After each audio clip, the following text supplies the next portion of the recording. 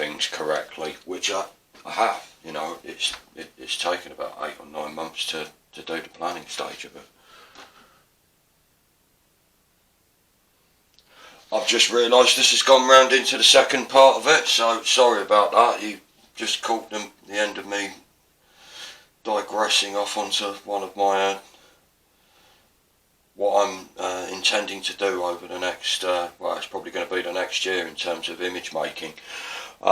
Yeah, so I don't know how far I'm into this. I'm reworking Departures in Wonderland, which is one of the penetrates that it's nearly 4 years old, this image now. It's about 3.5 years old ago I did this. As I said in the previous half to this video, or part 1 of it, I don't let these go cheap. They take a lot of work, and that's reflected in the price. So this way people can get, okay, this is just a detail shot of the full image that is Departures in Wonderland, but it gives you the facility to get a piece of my work that is, you know, it's a hand done version of Departures in Wonderland. And at the moment there is only one. Once this one's done, this will be the second one, and you can get this for 100 quid, and I'm quite happy to do a few others. I'm not going to go mad on it. I have got so much work to be getting on with it, it's unreal.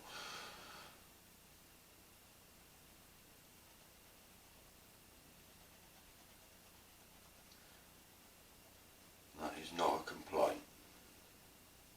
I wouldn't do it if it felt like work to me. It'd be much more like a job. And I've done a few jobs, and painting's never felt like one of them, frankly. Which is why I can do hours and hours and hours a day at it, 24/7, 365. Because it doesn't feel like work. Maybe bosses could do with listening to that, I don't know. Maybe people would work harder if their jobs didn't feel like work to them. I don't know, possibly. Crazy concept.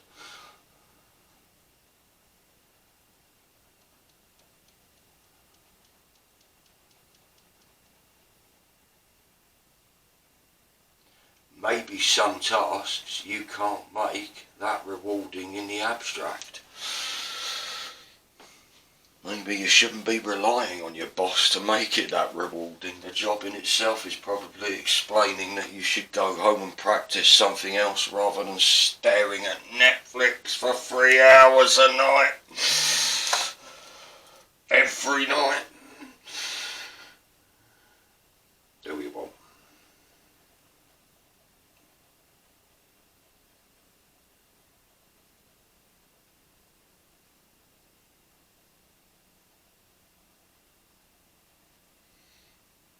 Just been extolling the virtues of watching sci-fi, and it's affected me as much as it's affected anybody else. Screen time.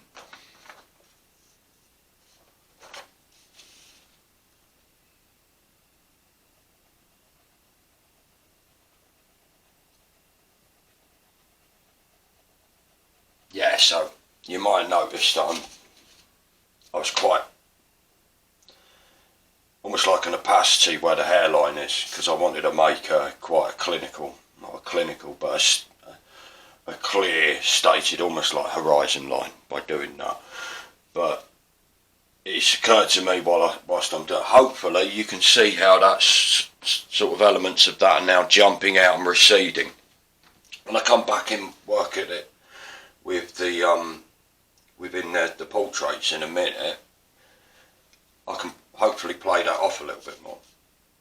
And obviously that started, and I want to get this feeling of progression that's very tonally subdued here and build that more into this spectrum colour thing that's going on across this whole image. It's very, I think a big part of the reason that this image works the way it does is because of like its allusion to the spectrum all the way across it. And I'm not gonna, it was not intentional, it's just how it fell together. But it worked really well, you know. There's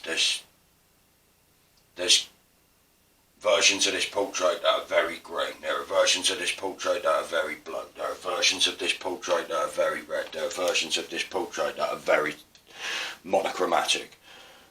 And that was intent. That's what I mean when I say it was one of the first ones where I intentionally, these paintings that I did for this, the 6 or 7 that are the substrate images that are behind the whole image that is Departures in Wonderland. Yeah, they were done. They were the first ones that for the Penetrate series that I knew I was going to be doing something like this to. And it was quite informative to find that out to begin with. So I mean, it's quite obvious, really. You think about it. It is. You could do it with. I mean, literally the one that I've just. If you go back to video 1 of this, whatever this is, demonstration, you'll see that I showed you a piece of the work that I'm currently working on for a much larger project, and that is working across. I literally used the rainbow spectrum to. I went one way across it from left to right when I was just throwing on arbitrary paint and just letting it make a mess on the page, and then as I worked back across it I reversed the polarity of the spectrum back the other way, so it was red to violet this way, that shift left to right, and then in order to highlight and low light the portraiture aspects of the image, I've worked that back the other way, so it went from red to violet the other way, so you got a contradiction of the colour spectrum. And it's, yeah, I think it's paid off, we'll see.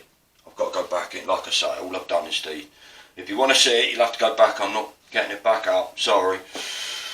Shouldn't have showed you it in the first place anyway, so you get a bit of an exclusive on video 1 of this, but you need to go and have a look at video 1. It's probably about 20 or so minutes into it, and I can see this one stretching out past an hour, so quite complicated. I'll see what I can get done in the next 20 minutes, but I don't know, I don't think I'm going to get it all done in 20 minutes.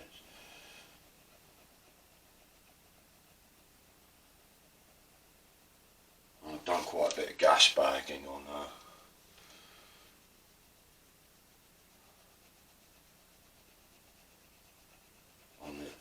these 2 videos.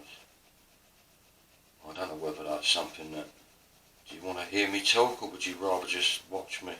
I can actually be quite quiet, which people who know me in person are probably falling about with laughter at me making that statement. It's a bit like the patience thing though. A lot of people think I don't have any patience.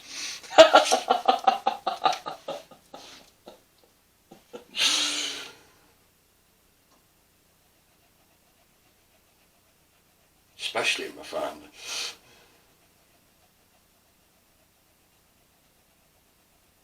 I think people measure patience a lot through what people say, not what they do.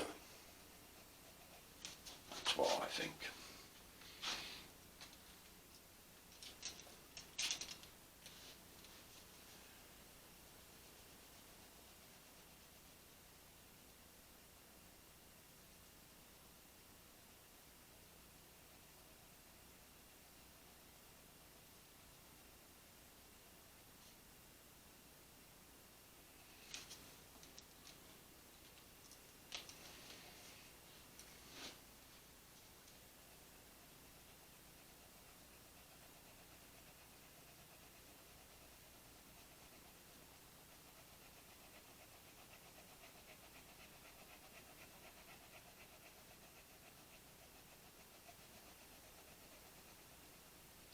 So I think the next one that I'll do, that I'll definitely film again, but eventually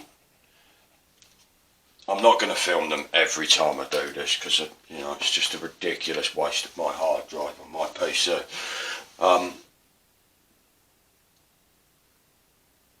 But I do, you know, I want people to see at the beginning. I want you to see that, you know, how much effort is involved in getting them to do this. But they're already doing it. I'm really pleased with that.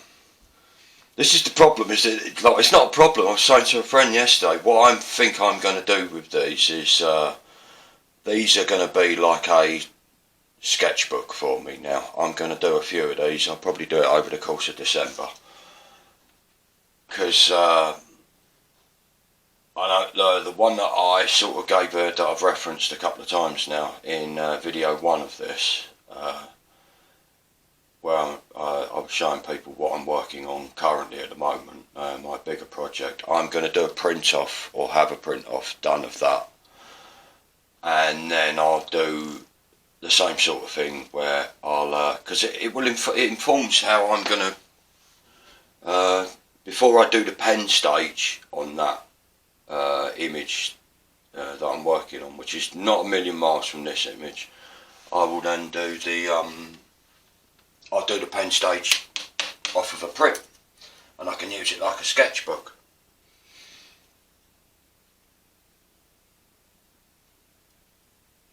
Obviously that opens things up a lot to the risk factor element of things, but personally I think that's how you make better artwork. But I know a few people who will contradict me on that, but I think it will show in your artwork, frankly.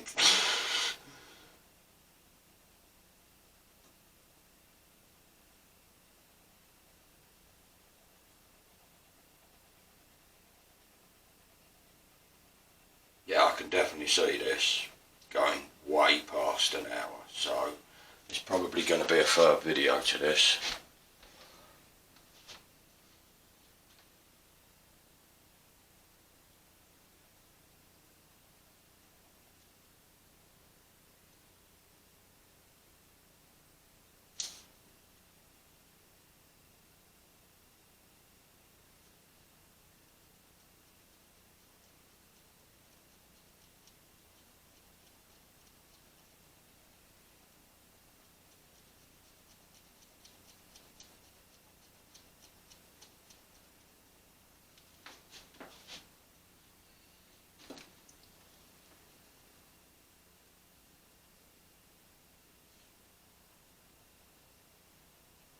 It's even making me debate on another one of my golden rules. I'm going to sound like the Fast Show here, and I'm going to sound like a bloody, excuse my language, an archaic impressionist, but I don't, when I work in colour, I will not use black ink or paint, or, because it does just, but I've had to learn this lesson a few times recently. It's like, when you're doing something quite experimental, like, don't have fundamental rules. And yeah, I've heard, one of the first exhibitions that I went to down in London, when I was doing my A-level, which, for those of you who aren't British, that's between 16 and 18. Was at my age, anyway, when I was that age, in art. I went to a Raoul Duffy exhibit. Well, it was amongst other impressionists and contemporaries of his time. And one of the sort of lectures, sort of lessons that we'd been given previously as a sort of prep up for the visit down to the Tate where the show was on, that I encountered the statement that Raoul Duffy made about he didn't know how to paint with colour until he understood how to paint with black. And it's always stuck with me. Always stuck with me. Like, it never goes away, that. Certainly hasn't for me anyway, that.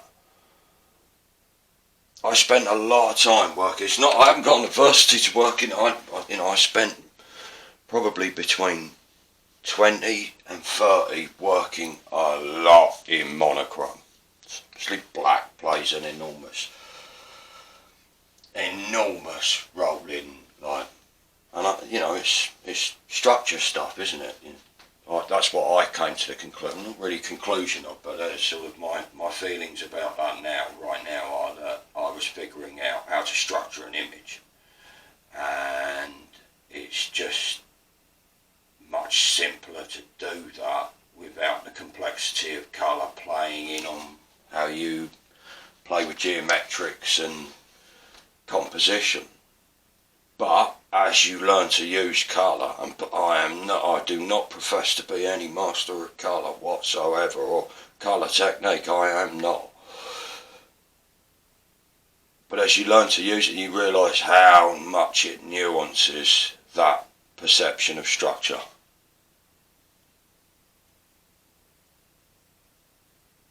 And so I can understand what he means by it. What he's saying when he says that he didn't really know how to paint with colour until he understood how to paint with black.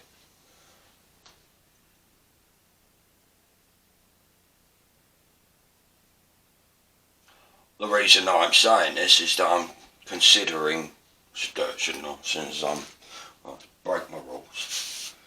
Rebel, look out, he's got a pen. Changing the world.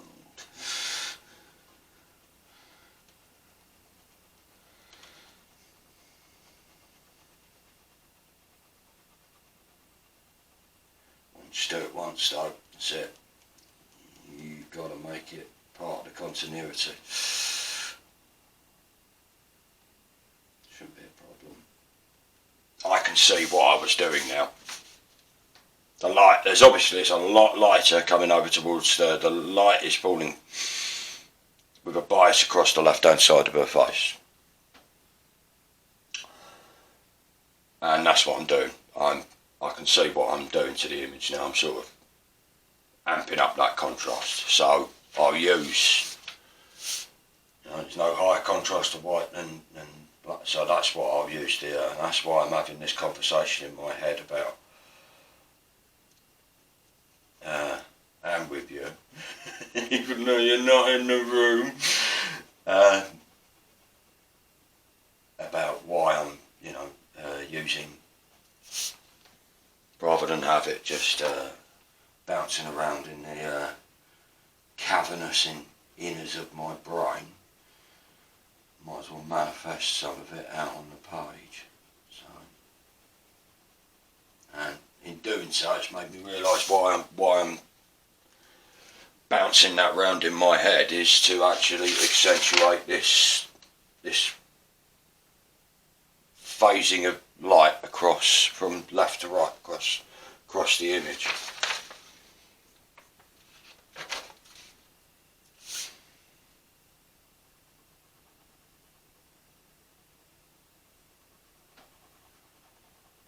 That's an object lesson in why you should take risks in your painting. Whatever you rationally or logically think, again I'm going back to this mythos, logos stuff, whatever you think rationally you should, there's another level beneath that, without a doubt, that is not rational at all. Like, you've got to play it out. I have to anyway, I don't know about anybody else. Like, you literally just watched it in real time. I'm literally talking to myself while to a camera about the consequences of using black ink on colour ink, which made me realise that I should probably use some black ink on this colour ink image that I'm working on, which made me understand why I was using the colour ink the way I was. I didn't know that before I had that conversation. I mean, I probably did, but it was visual field. It was not within the logic of words. I obviously did, because it's pretty obvious now I've done that is what I'm doing, and it's giving me another handle to get back into the image. But without having that conversation play out in my head, or for you, you know, in front of you for the audience, like, that doesn't happen.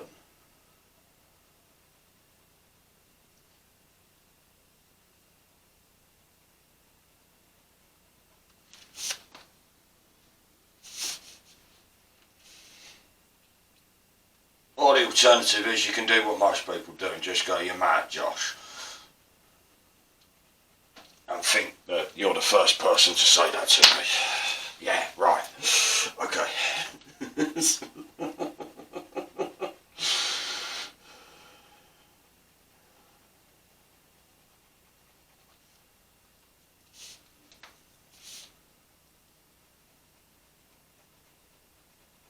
Check on the time in a minute, because I think we're about to go over the hour. So it's definitely going to go past an hour. Hopefully it's been worth you sitting through and watching. Yeah, we're at nearly 22 minutes now.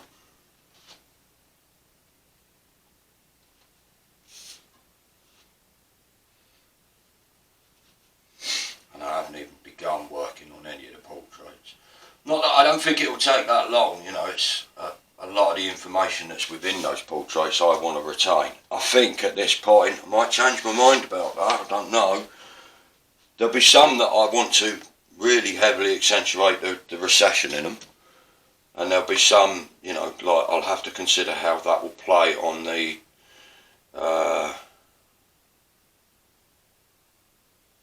obviously if you make some recede, you make some come out into the fore. So we'll see. But right now, yeah, it just needs sorting out the background. As I said in the first half, it's really important, that aspect to me.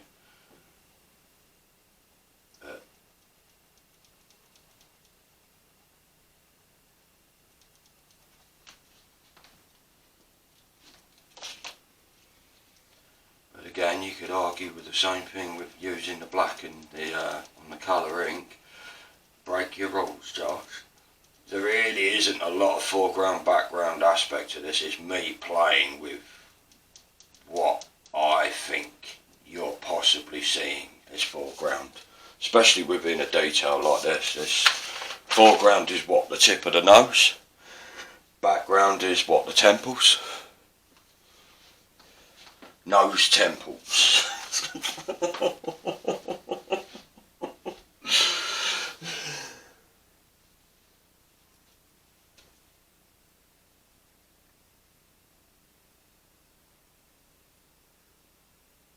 Yeah, I'm glad I did colour version, it was worth it. Definitely worth it.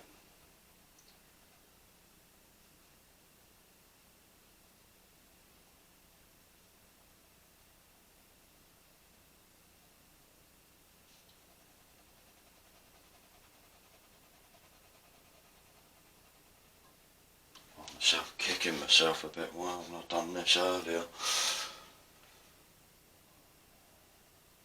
I tend to, you know, I think the aim of the game of being creative is to encounter that feeling as frequently as possible where you're like, how did I miss that? And I do, yeah, you have to be tolerant of your own foolishness.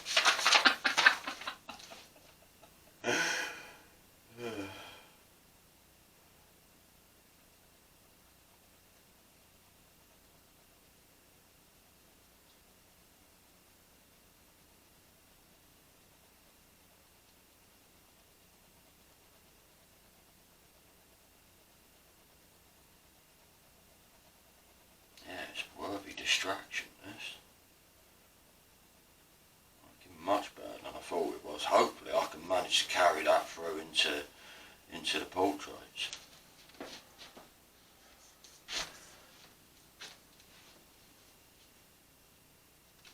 Let's change that up. Go for some green. Yeah.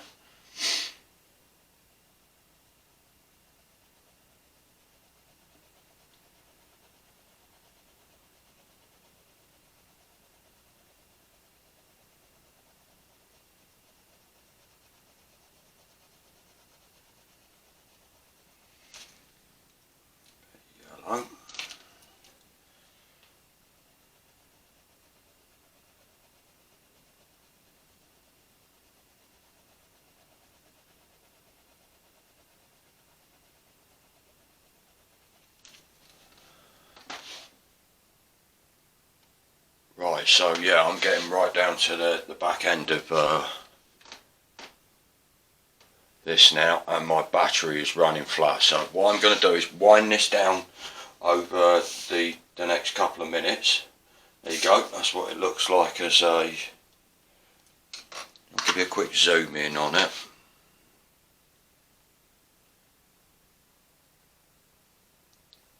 I'm really pleased with that. That's gone better than I expected, but it's nowhere near finished yet. I'm gonna endeavour to try and have the same effect within the portraits that build up the image. So there will definitely be a third part, but I've got to charge my battery now, so that will take a couple of hours. I won't post them all until, so you get to see it all in one go. Thanks a lot for watching so far. Hopefully I've given you enough to, like, I don't imagine it'll be another more than half an hour. And I'll have it done. It'll be available to buy if you want to buy it. Again, through my social media sites, which are on my profile page on YouTube, homepage. And if you're enjoying the content, give us a subscribe and a like. That'd be much appreciated. Thanks again for watching. Hopefully I'll see you in a bit shortly.